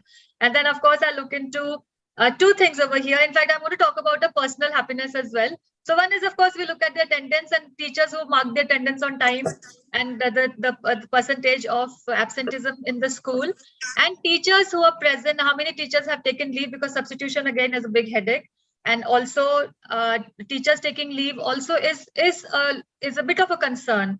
And, that also tells you a story that how many teachers, apart from, of course, the medical cases and all that, unnecessary leaves you do want to avoid, because naturally the teaching is affected for that day. So this is something that is important in the school early morning. Apart from that, the IBT, the International Benchmark Testing Analysis, is extremely important to us in schools in UAE. So that is another one favorite part of my data analysis in school, and we have a very good data team. And personal data is, I am a marathon runner. So when I go running, I link my watch to my Strava, and then I see that whether I have achieved my pace, the plan that I was wanting to run, and am I running accordingly? And, if I'm pushing, what is my oxygen level, VO2 max and all that, the smart devices they give you. So that again is my personal happiness data, if you're asking me. That puts me on a very, very happy track. Thank you. Thank you very much, ma'am. And yes, absolutely right. It's important, when I became the head of school, I was advised by a legendary principal, be the first one to enter the school and be right there at the gate. A lot of information is gathered while you are there in the morning at the gate. You're looking into the register at the opening time of the day. It reminds me of that one little piece of advice that I got almost 4 decades ago. It still holds true. Ma'am, Alma has brought in a very important aspect to the discussion. Like Mr. Bansal spoke about happiness quotient. She touched the topic, she touched the issue of emotional and social well-being. We have seen the transition of curriculum from curricular focus, pure academic focus, to, I'm not saying holistic development in terms of sports and music and art. I'm talking about the focus that has shifted from subject matter orientation to the students' concern on well-being through focusing on social, emotional aspects and modeling and remodeling human behavior as seen. During this COVID times, we have seen our own family members so closely that we had a lot of pleasant and unpleasant surprises for us, for ourselves. Now, we responded to the pandemic. Some people say it definitely was a unique transition in education, but it was not a gradual transition. Some people actually define it as a knee-jerk response to the entire situation. If we look at that as a wake-up call for us and look at realigning our strategies, what is your opinion or take on what kind of information should we look at in terms of data collection to be able to analyze and humanly interpret, with special emphasis on social and emotional well-being? Attendance, like Mr. Bansal and like Ma'am Abhilasha and Aima, all three panelists are equally of the opinion that attendance is a very, very relevant and strong indicator of things beyond just physical presence in the school. What, according to you, if we were to give a wake-up call to ourselves, what kind of information, and I'm not really saying data, what kind of information do you think you would like to look at to be able to address this concern of social well-being, emotional well-being as a clear focus from pure, simple academic or even curricular content? Any panelist you. would like to go first? I'll take this one if with your permission. Yes, ma'am, Abhilasha, yes. So social emotional well-being extremely important for the students, because if the child is well contained within himself, herself, that is going to result in the child's child growing up very well and with all the attributes that we want. And also, that sense of belonging that the child has to the school, that ownership of responsibility, taking responsibility, ownership of learning. And also, like when I talk to the children, I tell them that you're not just the citizens of your own country, you're all global citizens. So, so all those 21st century learning attributes that we want our children to grow up well with, of course, 100% everybody will not have that. But then again, a healthy constitution which has a healthy mix of everything that we want our children to have. So happiness of the students is extremely important. Their happiness and well-being. So, looking at that issue in the school, where we are looking at that, what is the sense of belonging of the students in the school? What kind of student-led initiatives that the children willingly take and initiate projects in the school? How much are they concerned about the school environment, and how many of them come and speak to you about it? They express a desire to do something in school. So these are important conversations, in fact, even at teacher level and at senior, the SLT level, that we need to have with the students. I'm a huge fan of student agency, and I'm a huge fan of extracurricular activities. I've been a sportsman myself, and I've been a model UN trainer for the last 10 years. I've traveled with the students, and because of those traveling, episodes, we bonded so well, and we know that particular groups that I have traveled with, the students keep in touch with me. They let me know what they're doing. Any new achievement, immediately they ring me up and convey to me. So these are important things for teachers in the school. It is not at the senior leadership level that's a one person on the top. It is at groundwork that this has to happen, and that's where you're building strong schools, strong institutions. So student well-being definitely it has to be a very big focus, and it is here we have to look for information. Something as simple as the kind of lunchbox the child is getting. If you like I do that, during my lunch break to rounds of the school, I would decide to go to any class and ask them, so what have you brought today? So that if it is a healthy lunch, then of course you praise them. But if somebody has got a croissant pack or cake and biscuits, then definitely you talk to them and you tell them that tell mama to give you sandwiches and to give you healthy meal and things like that. So these are important things, important information for you. So as simple as a content of a lunchbox, to looking at student-led initiatives in the school, and there's a very big bandwidth in between that can be covered. And at the same breath, I'll just take a few more minutes to say that during the pandemic, this is what my background over here says, attitude of gratitude. This is a pedagogy that we initiated in the school last year, because we realized that, the second part of the pandemic, actually, I started feeling that sense of detachment that the children, sort of those that were coming to us in sort of undercurrents. Even the teachers, the sense of detachment that everybody was feeling because of that, because we are, as human beings, we thrive on our aura amalgamation. It is because we by nature are gregarious. We have to meet, we have to shake hands, we have to see each other, smile at each other, and that body aura, that that physical presence within each other, that interaction makes us what we are. So that's where we initiated the attitude of gratitude, growing up with gratitude pedagogy, where as a pilot, we started in grade 1, practice gratitude. So everywhere have that conversation, and then in the class having a gratitude tree, a gratitude wall, and service learning initiated with children, giving volunteering, teachers themselves. I also do that, and students volunteering wherever there is an opportunity to give back to the community what you're receiving from God as halves. So that's something that we are very proud of, and we're continuing to do that. So again, part of conversation.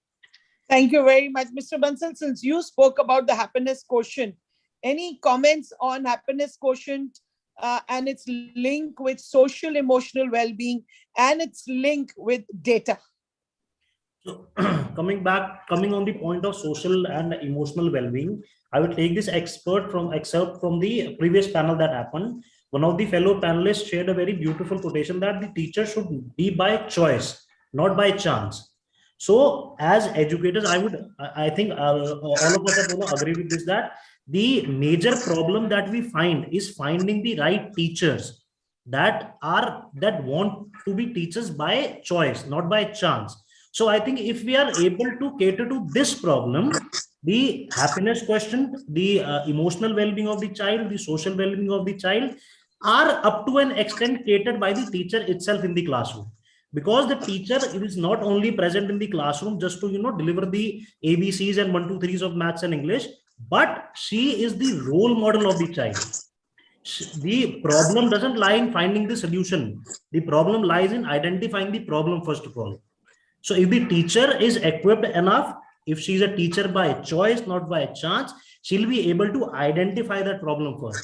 And if we are able to identify the problem in time, the solutions will, I think, automatically follow easily for us. There are a lot of numerous options that we can intervene with the child, we can intervene with the counselor, we can intervene with the parents, we can have many options to deal with that. But first of all, we need to identify at a particular and the right time that where the problem lies. We need to identify that problem. Once we are able to do that, we'll be able to take care of that problem very easily. That's what I believe, ma'am. Thank you, Mr. Bansal. I think you just read my mind. I don't know how you do that. Because the one thing that I was wanting to talk about is that we are talking about social, emotional well-being and happiness quotient of the children. What about the teachers? Yes. Is the teachers happen because they are the role models? If teachers are happy, only then they can contribute to the happiness of the children. So this thing about teacher by choice and teacher by chance, I have a little message for those who are not teachers by choice, but I want to tell them that there is hope. Even if you are here by chance, I want to share my own story with you. I joined the Delhi School of Economics. It's supposed to be the Asian version of London School of Economics. And I'm talking about 4 decades ago when people didn't go to London School of Economics so much. At that time, I was a very serious student. And at that time, if anyone, Mr. Bansal, if anyone would miss a class or bunk a class, I would tell them, "Padh lo, nahi to kisi school mein padhate nazar aoge." And trust me, in my batch of 30 children from Delhi School of Economics of that year, everybody is either working for RAW or an IAS or Indian Statistical Research Institute. I'm the only educator, teacher by chance, not by choice. But trust me, once I came here, I realized that there was divine intervention. I belong here. I would have been a total misfit in bureaucracy or in the corporate world. So those of you who are here, even by chance and not by choice, now that you are in it, find your happiness in whatever you are doing, because when you start loving what you are doing, you will do it very, very well. So that's something about the social and emotional well-being of teachers. My one last question, we've been talking about human connect, interpretation of data, analysis. We've also been talking about qualitative data. The lunchbox is an example of qualitative data. The curriculum designing, mentoring by Ima ma'am and happiness and all of that is qualitative data. We are talking about interpretation and analysis. I want to know, there can be sometimes data like attrition. So there are schools that have a number of teachers leaving every year. How do you think should that be read? Because it's a double-edged sword. There are some legacy schools where teachers join at very high salaries. They grow in the job. We are talking about legacy schools. They grow in the job, then they grow out of the job. There is a glass ceiling in every institution. And then they leave the school to become principals elsewhere. On the other hand, number of people leaving some of the smaller schools would also see a lot of people leaving. Sometimes I'm told even in a place like Delhi, a teacher would switch a job for just a couple of thousand more in terms of salary. I'm not saying it's wrong to do it. I'm not putting any value judgment. I am just talking about data interpretation. When we talk about data of attrition, people leaving the organization, quickly, because we are running out of time, quickly, I'm using this just as a case in point on how the same data can be interpreted differently and where the human interpretation of the data comes. So literally 60 seconds to each speaker on data interpretation on attrition. Alphabetical. May I come in, ma'am? Yes, I'm a man. Yes, I'm a man. Yes, ma'am. Very rightly said. Most of the schools and most of the teachers have been doing this, switching over from one place to another place. Again, I am not boasting of this is our school and we are doing this kind of a thing. No, I would like to just put it in your notice that we are just 9 years old school, and in that 2 years have gone pandemic, which you feel that it's exactly just the 8 years we can say on the whole in the offline mod. So the teachers who joined us in the first year, founder members, I call them, and they are still with us, except for 2 teachers in this 8 years time who got married outside Jammu. They only have left my school and others are part of me. And now being in the leadership position, it's my duty to stop the attrition rate. For this, we have in-house programs where we do pat our teachers, we recognize their services, and we do honor them from time to time. We have a system in place where every 5 years the teacher has completed, we have in the form of, you can say, cash award for them. We have fixed every 5 years who's being with us, they are being rewarded in a good felicitation ceremony. And this year, I feel like sharing with you all, in my own school, we have promoted our own people who have been working with me from last 8 years. Out of those, one has become my VP, one has become my headmistress, other 3 have become my coordinators of different areas. So I feel if we give them something, some incentive, not only in form of, you can say, reward in form of money, but if you give them teamwork, if you acknowledge their services, if you appreciate them, I think they are not going to go anywhere. And we should have in-house promotion methods in the school. And they look forward to that. And that's, I think, it's going to work. It's working for me. And I think it will work for others as well. Thank you very much. Any 30 seconds, Mr. Bansal and Vilasha ma'am. I'm sorry I'm cutting out your time, but 30 seconds on this, please. Teacher longevity in any school, it speaks volumes about that school's working culture and ethos. And I have worked in schools like that.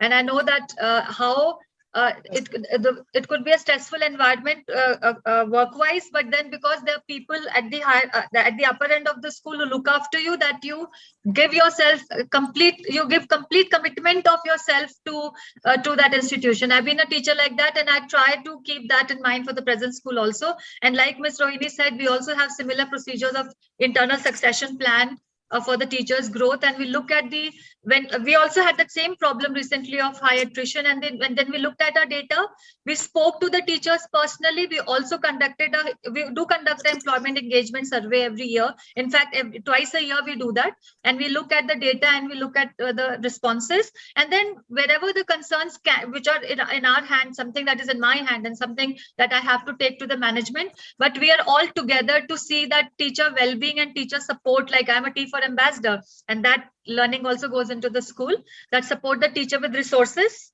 support teacher leadership, support teacher collaboration in the school is very important, because interdepartmental conversations very important, teamwork very important, and so is teacher well-being. So that's in fact a responsibility for all leaders in the school. Thank you, ma'am. Mr. Bansal, your closing remarks, please. So physics has taught us that the high pressure moves from higher side to the lower side. So in a school body, so even if one of the person sitting at the highermost hierarchy has this kind of viewpoint, until and unless this viewpoint follows throughout till the lowest of your employed grade, this plan is not going to work at all. Till the time only we people are talking, sitting in our offices about the happiness quantum, about the teacher developments, about the etc., etc., etc. Until that follows throughout, from the manager to the principal to the vice principal to the headmistress to the in charge to the teacher to the helping staff. Until and unless this growth is there, I am afraid we will not be able to succeed in achieving the happiness quantum that we all are talking about over here. So 30 seconds. Thank you, Mr. Bansal. Thank you, Aima ma'am. Thank you, Abhilasha ma'am. I would like to conclude with the happiness quotient aspect of this entire discussion. Somebody in the chat box has written, we should not be data rich and analysis poor schools. And this analysis with the human connect, both qualitative and quantitative analysis, is so important. All the panels have talked about growth, talked about the cascading and ripple effect. So whether it's interdepartmental or whether it's from top to bottom, or whether it is about student engagement and mentoring, we are talking about cascading and ripple effect and human connect in data interpretation for all kinds of data, students, staff, processes, educators, all data to be meaningful, so that we as educators can carry out our blessed task of being in this field of changing the world through children, through teachers. Thank you very much, dear panelists, for your contribution. It was indeed very, very valuable. I now hand over the proceedings back to our the weaver who narrated this entire evening, who's weaving this entire evening. And thank you, Scoonews, for such a wonderful opportunity to be moderating such a wonderful session. Thank you very much. Wonderful, Thank you so wonderful. much, ma'am. Thank you so much. Thank you, ma'am. Thank you. Thank you so much, all of you. Thank you, Dr. Bindra. I think, I mean, this particular session was so thought-provoking, so, power pack session, starting from Dr. Bindra to Ms. Aima, Ms. Avilasa, Mr. Harshit, whether it is personalized learning or human interpretation of data, both are very, very important for the students' development when you talk about 360-degree approach of development of a student. But at the same time, I believe that we need to be very, very cautious, very, very careful while we personalize the learning, how well we personalize it. And when we interpret the data, how plausibly, how well we analyze the data in economics. I'm a student of economics. We always teach our students that, the data needs to be collected, the estimated, and then it is being tabulated. Dr. Bindra, you were a serious student and you have seriously, moderated the session today. You have put forward so many pertinent questions to all the panel members, and all the panel members indeed have, given a very, very relevant answers to all the points you made, starting from Mr. Bansal, who talked about, the happiness quotient, the happiness index. In economics, madam, you'll agree with me, we calculate gross domestic product, but there are few countries, they calculate gross, the human index, gross human happiness index. So you rightly put forward this. This is required for, the school, the colleges, and the entire learning processes. Ms. Avilasa, you have shown, the attitude of gratitude, and we all know how this 2 years of pandemic, unprecedented pandemic, has made us to learn, I mean, how important the gratitude is, starting from, your parents, your peers, your well-wishers to the God. I mean, it is really important for all of us. And Miss Aima, I'm sorry, you have really put forward the point, the mentoring, the passion about the teaching, passion from the educated side. That is very, very important for all of us. So this particular, I mean, of course, the previous one was also very, very thought-provoking and, the power pack. So I thank on behalf of Scoonews, Jaipriya School of Business, STAR, all of you, all the panelists for sparing their valuable time, discussing on depth on very, very pertinent, the two of the sessions, one on personalized learning and second on human interpretation of the data. So back to Mahima, can you please tell us whether I'll start with putting some questions to both the moderators, or you will show the takeaways before that? So we'll take the takeaways and then you can take up. Yes, please go ahead.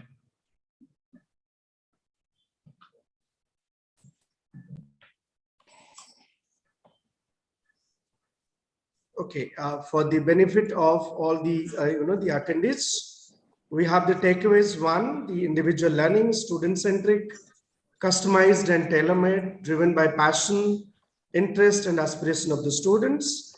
Takeaway 2, bridges the learning gap, creates learning environment, since work on one pace motivates students. This is from the first panel discussion, which was on personalized learning. So can we go to the second session's takeaway, Ms. Mahima?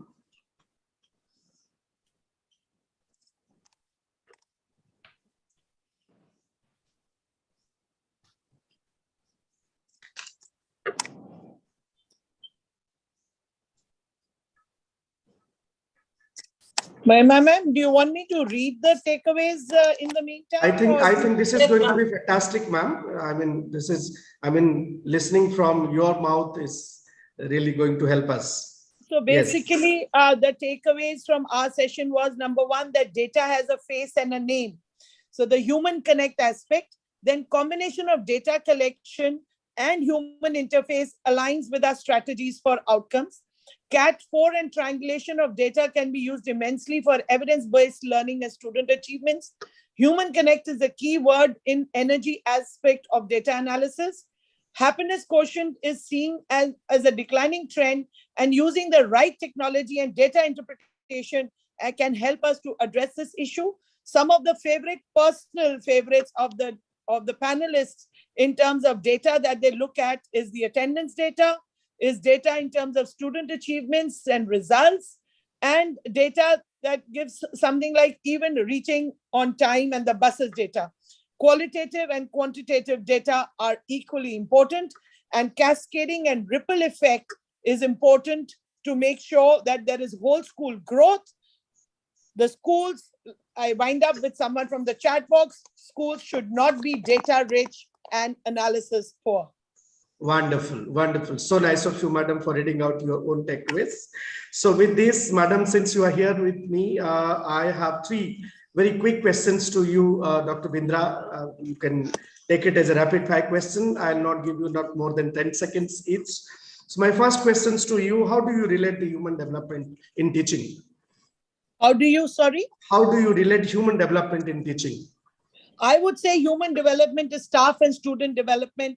A lot of people shy away from spending money, especially on teacher development. And I remember what somebody said, that if you spend so much money on them and they leave, what happens? And the answer was, if you don't spend and they don't leave, then what happens? Wonderful. I'm just reminding you of a very popular quote. Yes, thank you so much. My second question, is it really important for students to understand the data and what type of data? Absolutely, because this is a data-driven world. From a very young age, they should be understanding data. In fact, we should teach all subjects with the help of data so that they just don't learn to understand and interpret data. They also learn to relate data with the real world. So even subjects like English can be taught by gathering data and then interpreting it. Absolutely. Thank you so much. See, madam, my third question is based on the data analytics, the business analytics, data analytics, predictive analytics, machine learning, artificial intelligence. Don't you think it was already there, right? It's like just like, the new wine in a old bottle. Absolutely. It was always there. It always was there. In fact, I'm reminded of a quote which says, today's generation does not listen. There is too much of generation gap, and below that was written Socrates. Yes. So there are certain things that are eternal. Data has always been there. It's just that it's become more structured, more vast, more deep, more wide. And analysis was always there, except that it's now become more, more complicated. Earlier, it was simple data, simple analysis, simple interpretation, simple life. Now, everything inherently is complicated, but it was always there. New wine in an old bottle, absolutely. Fantastic, fantastic. I was expecting exactly the same answer from you, madam. But yes, at the end, I would like to say that whenever we talk about the data, the interpretation of data, the estimation of data, we need to be very, very careful. The plausibility of data interpretation is very, very required. When I say plausibility, that in India, in other parts of the country also sometimes what happened, that we make unnecessarily complicated while interpreting or the analyzing the data. So do I have your permission to quickly share with you that a man went out in a hot air balloon, and when he was up in the air, he got lost. So he connects with a camel rider down on the earth and says, please tell me where I am, I'm lost. He says, you had this much degrees latitude, this much degrees longitude, this much seconds, exactly. this much. And the balloon, the man says, are you a statistician? He says, yes. He says, no wonder. You've given me more information than I require, but I'm still lost. Absolutely, absolutely. That was exactly what I was trying to say, that we need to be very, very careful so far as the plausibility of the data interpretation and data understanding is concerned. So thank you so much. Indeed, it was great listening all of you. But I would, at the same time, I would request if Ms. Madhur ma'am is there, she can come live. So I have, madam, few rapid fire questions for you. We had discussed about the personalized learning systems for the students. So for you, let me ask you, my first question goes to you. How can personalized learning be beneficial to students? 10 seconds for you, ma'am. First of all, because it is very customized and it is looking into taking care of the student's child-centric, because it is taking care of the child's aspirations, needs, and interests. So it creates motivation. It is our own other students are able to. What are the practical aspects of personalized learning system, madam? Pardon, sir. Practical aspects. Practical aspect is what we can say is that reflection. It helps us to know our strengths and limitations, and then we can work on the limitations. How do we use this practical, the personalized learning system in a class of, let's say, 45 or a class of 60? Is it viable? Is it plausible for us to do this? Yes, this is a challenge. This is a limitation. That is why, to begin with, we cannot design or we cannot align the whole curriculum with the personalized learning. But yes, we can identify certain topics which can go as a group activity, and in a hybrid mode, it can be done. Secondly, that is why it is very important to do a very meticulous planning of how to implement it. We cannot. Thank you. And my last question, of course, we already have discussed a lot on this. Does it really improve the learnings of the students? Pardon, learning? Does it really improve the learnings of the student? Yes, it does, it does improve, because it is customized. They are the ones who are actually involved in the planning, or they know what is their limitation and what they want to know and how they want to know. So it does. Wonderful. And thank you so much. Two more takeaways which missed in my slide, yes, but I think you have covered in the question answer session which you just asked. Okay, thank you so much. So indeed, at the end, I take this as my pride, my privilege. I'm so humble, I'm elated at the same time to thank you all, starting from Dr. Bindra, Ms. Madhur Gupta, Ms. Rohini, Ms. Abhilasha, Mr. Harshit, Mr. Kultaj, and Mr. Nakir, Mr. Apu. So all of you really made this evening, this afternoon, fantastic, full of learnings. And I'm sure all the attendees, the educators, the students, even myself, I personally has learned a lot of things today. So thank you so much. My sincere gratitude to Scoonews, to Jaipur School of Business, and the Samarthya Teachers Training and Research staff.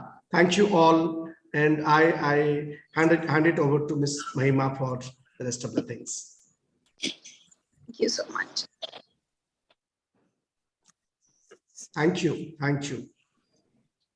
Thank you, Dr. Tapan. Thank It was you. indeed My a pleasure. stimulating conversation. It was very nice. Thank you all. Thank you. Thank you, everyone. Thank you and namaskar to all of you. Ma'am,